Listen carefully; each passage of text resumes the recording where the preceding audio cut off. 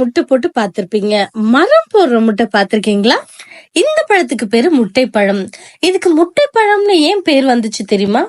முட்டை ஷேப்ல இருக்கிறதாலயா, இல்ல இதோட பல்ப் எக்கோட யோக் டெக்ஸ்சர்ல இருக்கிறதாலயா?